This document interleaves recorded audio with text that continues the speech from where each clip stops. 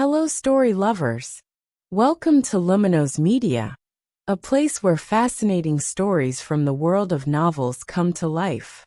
Hi, I'm Emma, and here we will dive into a variety of exciting stories, from heart-pounding romances to thrilling adventures. Imagine yourself in the middle of a tension between a ruthless criminal, a dangerous mission, and a hero who risks everything for the truth. Who will win?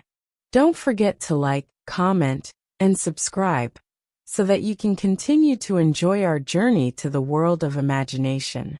Prepare yourself, because interesting stories are waiting. Snow began to fall in Saintwood, blanketing the streets of the small town with a soft white coating. Colorful Christmas lights adorn the windows of every home, and the scent of fresh apple pie fills the air from the stalls along the main street. Locals are busy preparing for the upcoming Christmas Eve, with children playing snowball throwing in front of a large tree in the town square. In the midst of this crowd, a strange man walked slowly with a thick coat and a backpack on his back. His name is Alex, a former mercenary who is looking for a place to forget his dark past. This small town seems like a quiet place, he muttered as he looked around. On the other side of the city, in an old dilapidated warehouse, 3 people were standing around a large table full of maps and plans. Max, the leader of the thief group, the Crimson Gang, explains the robbery plan with full confidence. "We have to act quickly before there is a change in the bank's remittance schedule," he said, pointing to a map of local banks. Sophie, a young woman known as a technologist, nodded as she typed on her laptop. "Their security system is old. I can turn it off for quite a long time." Mark, a burly man who was skilled in weapons, grinned. "In that case, we just have to take care of logistics and weapons. This Christmas we will be rich." In a small bar near the town square, Alex sat in the corner, enjoying a hot coffee while watching the other diners. The voices of conversation were faint, but one conversation caught his attention. The 2 men at the next table spoke in a quiet voice. "Are you sure the bank will move the money this Christmas Eve?" asked one of them. "Yes, this information comes from a reliable source. There were a lot of them, and there were only a few guards that night," replied another. Alex tried not to look interested, but his military instincts lit up. The movement of money on Christmas Eve? That's too suspicious, he thought. The next day, Alex enters a small grocery store to buy some necessities. Behind the cashier desk, a young woman named Emily is serving customers. Emily is a single mother who works hard to support her son, Ryan, while still maintaining a warm smile on every customer. When Alex's turn arrived, Emily greeted him. "Hi, you're a newcomer, huh? I've never seen you before," he said. Alex nodded with a faint smile. "Yes, just arrived in this city. I'm Alex." Emily reached out to accept the payment. "Welcome to Saintwood. The city is usually quiet, especially in a holiday season like this." That same night, Alex returns to the bar to look for more clues. She noticed the same man was talking to someone on the phone in the corner of the room. "Everything is ready for Christmas Eve," the man said in a low voice. "Make sure there are no mistakes. This is our great opportunity." Alex put his ears on, trying to catch every word, but the man left before Alex could hear more. Sensing that something is wrong, Alex decides to follow him. The man's steps led him to an old warehouse on the outskirts of town, where several others were already waiting. From a small gap in the warehouse wall, Alex saw 3 people who were preparing something. Max is standing in front of a desk with a large map of the bank. Sophie is checking her electronics, and Mark is cleaning up the gun. "We have time until midnight on Christmas Eve. After that, things will get chaotic," said Max. Sophie nodded. "I'll turn off their security system before we enter. There will be no alarm." Alex watched closely, trying to understand their plan. They're not kidding, he thought. He knew he had to act quickly before their plan went ahead. The next morning, Alex went to Sheriff Carter's office to report what he had seen. The sheriff, a middle-aged man with a face full of experience, listened skeptically. "Sheriff, I saw 3 people in the old warehouse near the forest. They are planning a big robbery at a local bank," Alex said. However, the sheriff just shook his head. "The city is small, and everyone here is well known. Maybe you misunderstood," he said in a calm tone. Alex was frustrated. "If you don't want to believe it, at least send someone to investigate." But the sheriff didn't bother with it. Alex walked out of the sheriff's office feeling annoyed. He knew time was getting tighter, and he couldn't rely on the authorities. On the other hand, Max and his group continued their preparations. Sophie showed Max a map of the bank's security system. "This is their weak point," she said, pointing to the laptop screen. "If we attack from this side, they won't have time to respond." Mark checked his weapon once more. "Everything is ready. We just have to wait for the time." Max smiled with satisfaction. "This Christmas will be an unforgettable night," he said.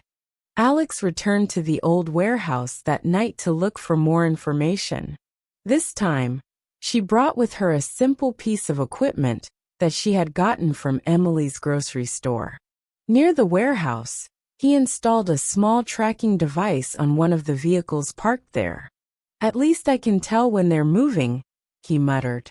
When he finished, Alex stepped back slowly without making a sound, but he didn't realize that Sophie had seen his shadow.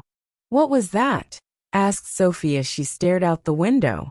"Maybe it's just a shadow," Max said without thinking too much about it.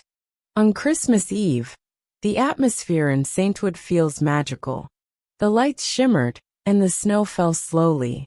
The townspeople gathered in the square to celebrate that special night. On the other side of town, in an old warehouse, Max and his team don all black clothes and start their operation. Sophie monitors the system from a small van parked near the bank. "The security system is dead. You guys have 10 minutes, he said through the headset. Max and Mark move quickly, entering the bank with their equipment. They opened the safe and began to fill the large bag with cash. However, they didn't know that Alex was already watching them from a distance. Alex stood in the darkness of the night, just a few meters from the bank. He noticed the Crimson Gang working quickly. Max and Mark filled a large bag with money from the safe, while Sophie continued to monitor from the van. "Their system remains dead as long as I'm here. Don't waste time." Sophie's voice sounded through the headset. Inside the bank, Max nodded at Mark. "Take them all. There's nothing left," he ordered. But Alex has prepared a plan. With his military training, he knew how to create enough distractions to delay them without directly engaging in confrontation. He cut one of the camera wires outside the bank, activating a backup alarm. Inside the van, Sophie suddenly saw her laptop screen flicker. "Wait, this is impossible," he said in a panic. "There's someone tampering with the system." Max, who was in the bank, immediately spoke through the headset. "Sophie, calm down." "What happened?" Sophie tries to work through her problem, but the more she tries, the more chaotic the system becomes. "Someone was outside and trying to restore the security system," Sophie replied. Max growled, looking at Mark in annoyance. "Hurry up and finish it. We only have a little time." They resumed work more hastily, but tensions were increasing. Alex smiled slightly when he heard the backup alarm go off. That's enough to get their attention, he thought. He hid behind a car parked nearby, observing their reaction. Sophie decides to get out of the van and check on the situation around the bank. He carries a small gun in his hand, just in case someone tries to interfere with their operation. Alex saw Sophie approaching and held his breath. He waited until Sophie was far enough away from the van before he approached the vehicle. Sophie is too busy keeping an eye on the outside area. So it's a good opportunity, she muttered. Meanwhile, inside the bank, Max begins to feel frustrated. Mark, we have to leave now, he said as he glanced at his watch. Mark nodded, closed the last bag, and prepared the weapon.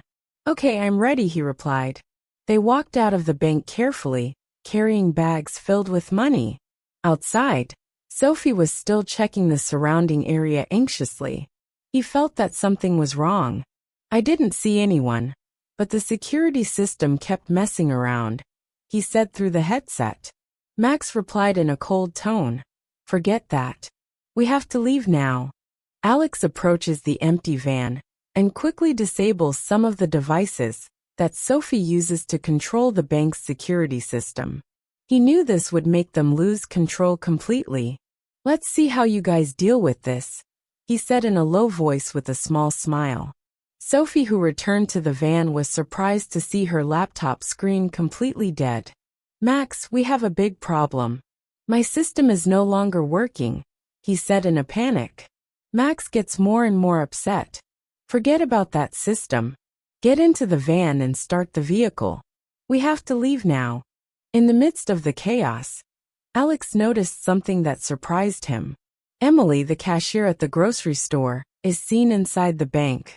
It turns out that he was trapped because he was working overtime and was held hostage by Max. Take him with us, Max ordered. He could be a guarantee if anyone tries to stop us. Alex clenched his fists. He knew this situation was getting more and more complicated. Emily looked frightened, but had no choice but to follow Max's orders. She walked with her hands raised, trying to stay calm even though it was obvious that she was very anxious. Their van finally starts moving with Max, Mark, Emily, and Sophie inside. Alex decided not to waste any more time. He found a motorcycle parked nearby, probably belonging to one of the bank's employees. I'm sorry, I have to borrow this, he muttered as he turned on the engine. With the motorcycle, Alex starts chasing the van on the snowy roads. He made sure to keep his distance so that he wouldn't be detected, but close enough to keep monitoring their movements. I have to stop them before they get out of town, Alex thought with great determination. Inside the van, tension is increasing.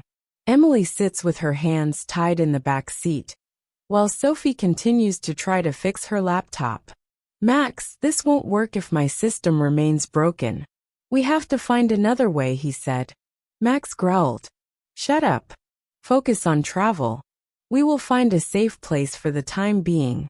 Mark, who was sitting in the front, held a gun and stood guard in case anyone was chasing them. I don't like this. Max, too many things don't go as planned, Mark said in a worried tone. Alex took advantage of every opportunity to get closer to the van.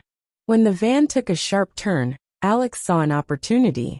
At high speed, he managed to approach the side of the vehicle and tried to peek inside. He looked at Emily, who was sitting with a frightened expression, and it further motivated him to act quickly.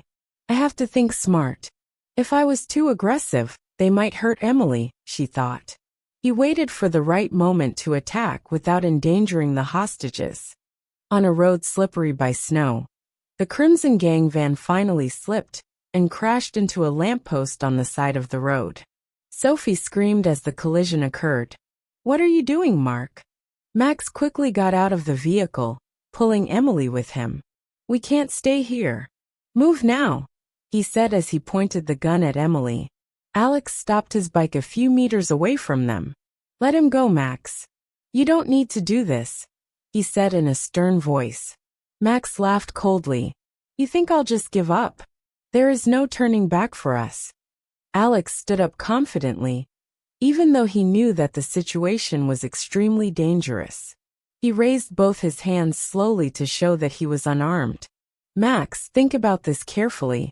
If you continue like this, you'll only add to the trouble. You don't want to bring someone innocent into this mess, Alex said in a firm but calm voice. Emily, who was under threat from Max, looked shaking. Max just smiled sarcastically. You think you can control this situation? Don't mess with me. I'm not afraid of anyone, Max replied. Mark got out of the van with a weapon, directing his gaze to Alex. Max, I guess we should leave now, before the police come, Mark said in an urgent tone. Sophie, who was still sitting in the van, tried to restart her laptop to see if she could regain control of their situation. The system is still chaotic. We need more time, he said with a grumble. Max turned his head towards Mark. We don't have time to escape easily now. We took Emily as collateral and found a place to hide. Alex took advantage of the moment to step a little closer. Max, I know you're a smart person. You know this won't end well. If you give up now, at least you still have a chance to save yourself, Alex said, trying to persuade Max. However, Max just laughed. You think I'll just give up? Impossible.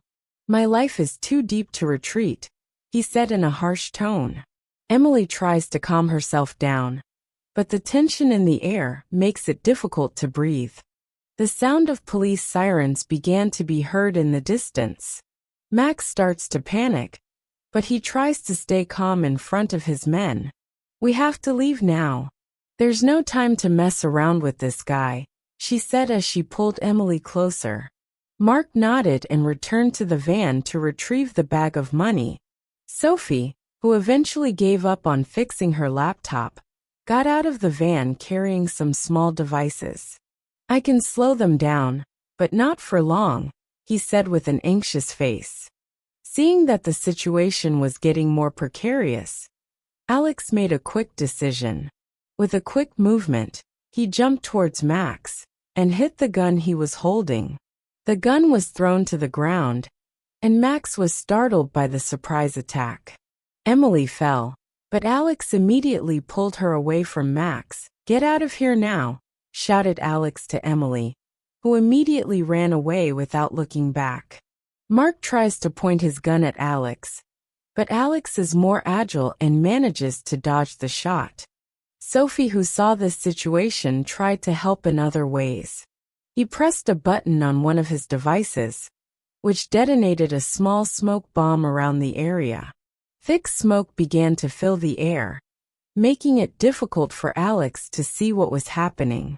Max took this opportunity to retrieve his gun back and shouted, Mark, we need to get out of here now.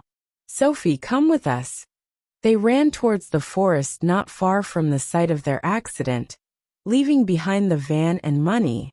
Alex coughed from the smoke that enveloped the area, but he didn't stop. He tried to chase after them, even though his vision was limited. In the distance, he could hear Max and his team's footsteps heading towards the forest.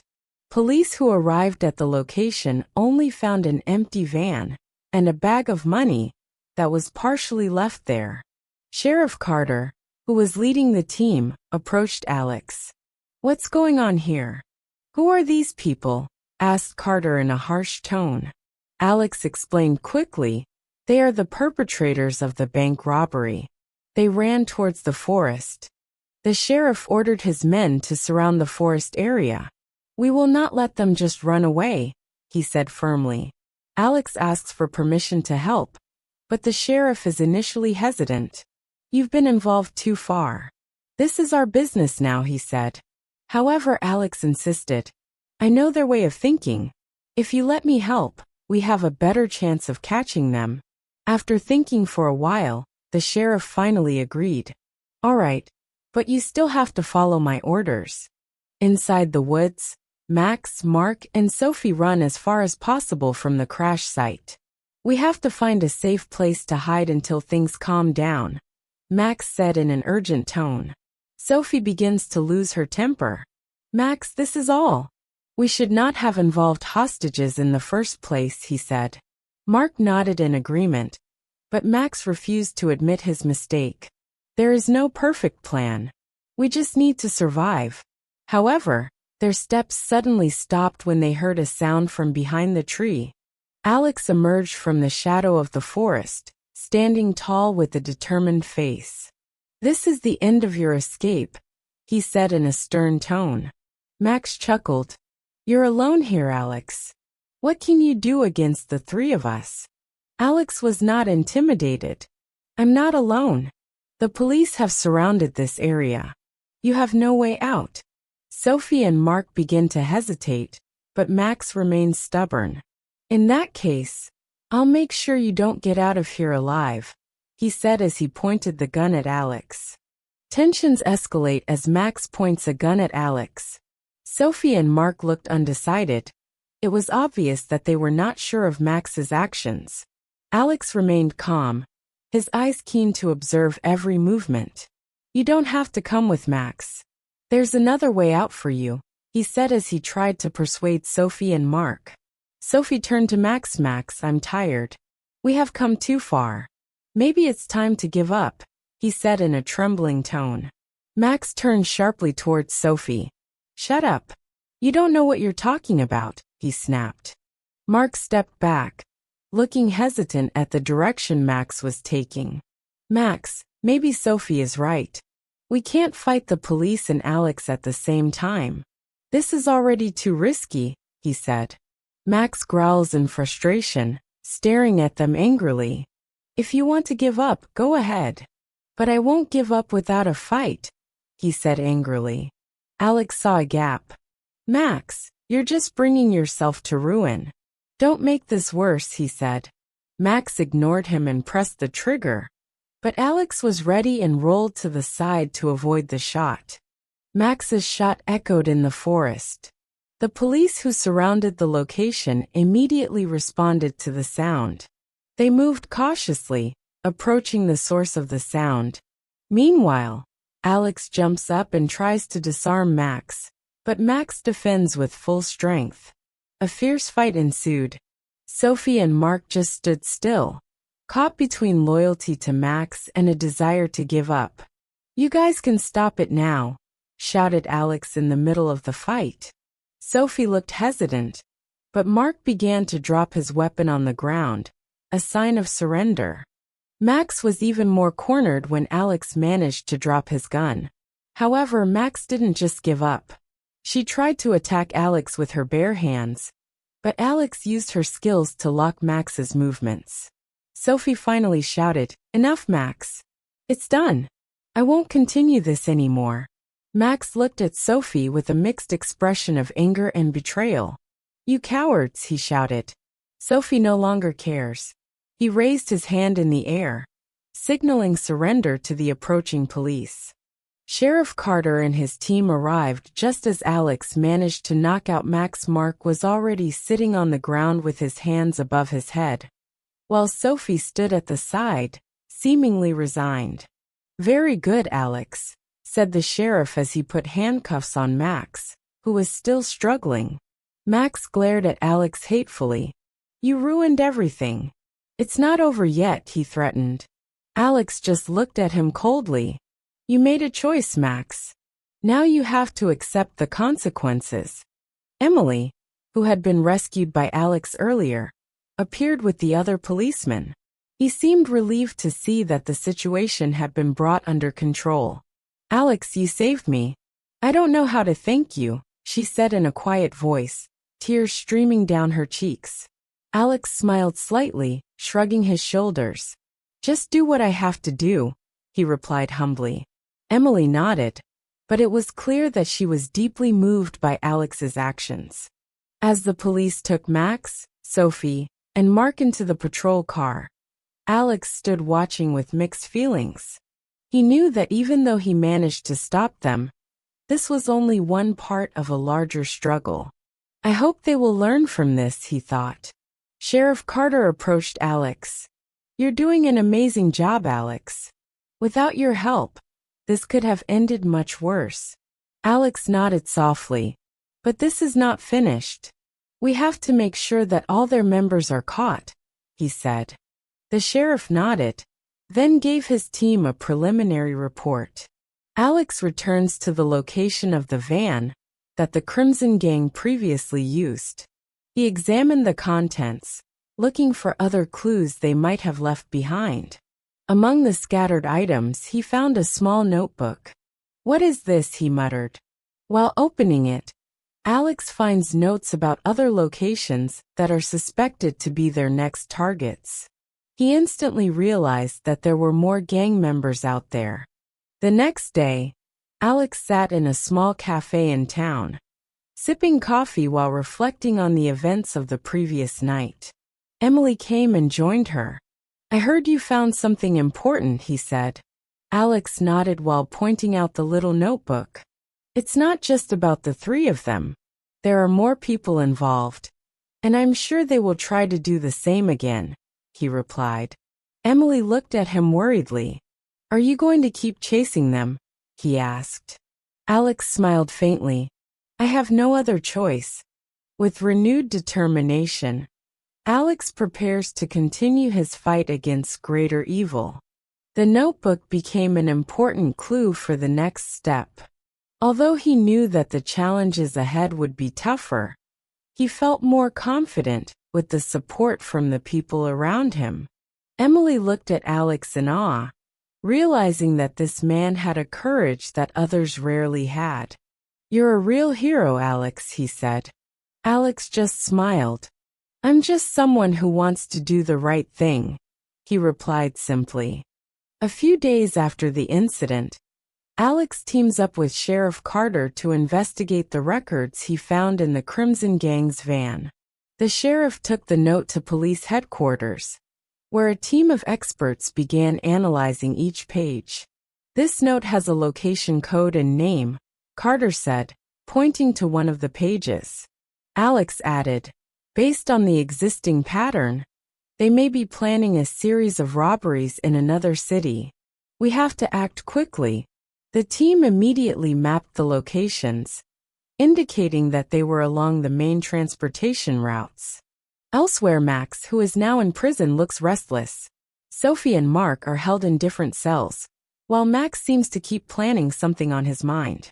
"I can't let this end here," he thought. He waited for the opportunity to speak with his lawyer. Max is sure that there are still gang members who are loyal to him out there, and he plans to activate them. "We will continue this mission, no matter what," he whispered himself determinedly. At night, Alex and the police team surrounded an old warehouse in the suburbs that was listed in the records. They found several large vehicles outside the building, a sign that there was activity going on. "They're inside," whispered one of the officers. Alex led the team to approach the building secretly. With weapons in hand, they prepared themselves to raid the place. Alex gestured to his team to wait for orders before entering. Inside the warehouse, the gang members were gathering, discussing their next plans. One of them receives a secret message from Max through a lawyer who works with the gang. "We have to move quickly. The police may have already smelled our tracks," said one of the members. As they spoke, the sound of footsteps approached outside. One of them heard a strange sound and began to become suspicious. "Wait, I think something is wrong," he said as he grabbed his weapon. Alex signaled the team to start the raid. Quickly, they barged into the warehouse, shouting orders to everyone to surrender. Some gang members tried to resist, but the police team quickly handled the situation. Warning shots were released into the air, making the perpetrators surrender one by one. Alex made sure that no one managed to escape. "We managed to arrest most of them, but I'm sure this is not all," Alex said as he observed the handcuffed suspects. After the raid, Alex finds another map inside the warehouse, which shows the main hiding location of the gang. The map marked a mansion in another city, which appeared to be the center of their operations. Sheriff Carter, who saw the map, said, "If we can attack this place, we might be able to end their operation completely." Alex agreed, but he also knew that the place must be heavily guarded. "We have to plan this very carefully," he said. Meanwhile, Max, who is in prison, receives bad news about a raid on the warehouse. "They destroyed one of our main bases," he said with a clenched fist. He knew that his time was running out. "If they find our main place, it will all be over." Filled with anger, Max thought of a way to contact the other gang members who were still at large. He wished there was someone out there who could help him turn things around. Alex and his team prepared to storm the last location mentioned on the map. This time, they brought more personnel and equipment. It's going to be an uphill battle, Carter told his team. Alex feels tense, but he stays focused on his mission. We have to make sure that this is the end of them. If we fail, they will come back stronger, he said. The team began to move under the darkness of night, towards a location located on the edge of a remote forest. The tension has finally subsided, or maybe this is just the beginning of something bigger. What will happen next? What is the fate of Alex, Max, and the big secret that is stored? Don't forget, this is not the end of the story. Click on more videos on this channel to catch up on more exciting adventures, thrilling action, and unexpected surprises. Don't forget to like, subscribe, and turn on the notification bell so you don't miss the next story. See you in other exciting stories.